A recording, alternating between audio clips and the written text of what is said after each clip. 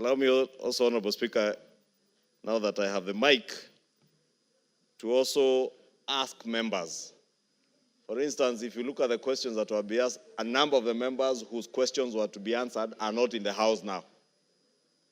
You also, if you look at the order paper today, Honorable Speaker, there are quite a number of members.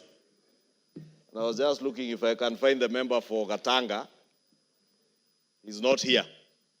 He has a question to ask. If you look around, look for the member for Embakasi West, Honorable Mark Mwenje. He's not here. And he has a question to ask. On and on, I have seen the Honorable member for Baringo Central, Honorable Kandie, is here. And we must commend the Honorable member for Baringo Central. Gonzi Rai, the member for Kinango, not here. Member for Funyula, as always, Honorable Speaker, the member for Funyula is always in the House. He has a question, he is here. Member for Bahati, the Honorable Irene Joki, not here. Member for Malava, the Honorable Malulu Ijendi, is at his usual seat. He is always there, and he's a vice chair of a committee. Honorable Speaker, we were in the House, and I could go on and on and on and on and on. Dick Maungu, not in the House. Honorable Speaker, Honorable Robert Basil, not in the House. Sarah Korere, as always, in the House, and she's here. Oh, Basil is here, the member for Yata, my apologies. Rael Kasiwai, she sits somewhere. Just let the majority leader somewhere around there. finish his I point don't see her. order. She's not in the House. Honorable member for Kajiado South, Samuel Parashina, of course, as always, never in the House. The member for Matuga, who is also a vice chair of the CDF committee, Kasim Tandaza, always in the House and in the House now. Member for Igembe Central, I am on a point of order, Honorable Speaker. Daniel Carido, always in the House, he's here, Honorable Speaker. The majority leader is on a point of order. Sarah Korere, you will have an opportunity. So the member for Mwingi West, Charles Ngusia CNN, always in the House, but he's not there now. Member for Kolomani Shinali, usually on and off in the House, is not here. But Honorable Speaker, what point am I making? We were in the leadership conference last week.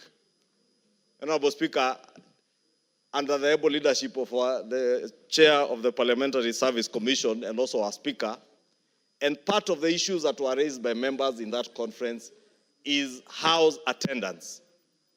And more so, calling on chairs and their vice chairs. Honorable Speaker, this afternoon, you have had to sit there and wait for at least 10 minutes for us to garner quorum. This House has not less than 60 chairs and vice chairs of committees. We only need 50 to transact business. If we add the leadership of the House, we have 70.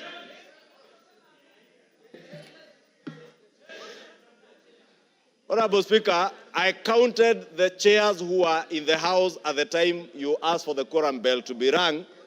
Only 5 chairs of committees were seated in the House, and about 7 vice chairs. Where were the other 43, Honorable Chair? I want to say, Honorable Chair,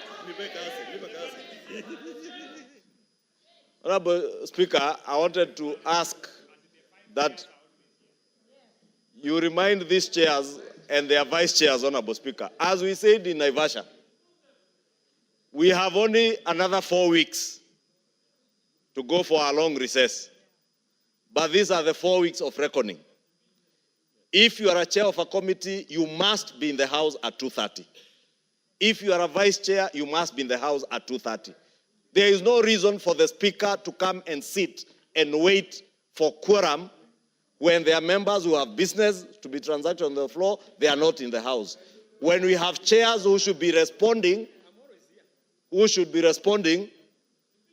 and this kind of behavior, Honorable Speaker, the member for Imenti Central should know. We are not in a marketplace in Imenti Central for him to walk in and shout that he's here. He knows he should also have been here at 2:30. Honorable Speaker, I was saying it's imperative that we reiterate from your seat, Honorable Speaker, the need for members to be in the House, especially chairs and their vice chairs, because even if all these members who have to ask questions were in the House, Honorable Speaker, and statements, you need those chairs and their vice chairs to respond and tell you when does the member expect an answer. And probably that is why the members who are even coming to ask questions are not here, because there will be nobody to respond to them. And let me tell chairs from both sides of the House, if you are a chair of a committee or a vice chair, please take your work seriously.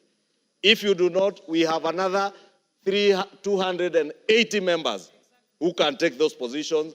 Do the honorable thing. If you don't have time for the House, just do the honorable thing.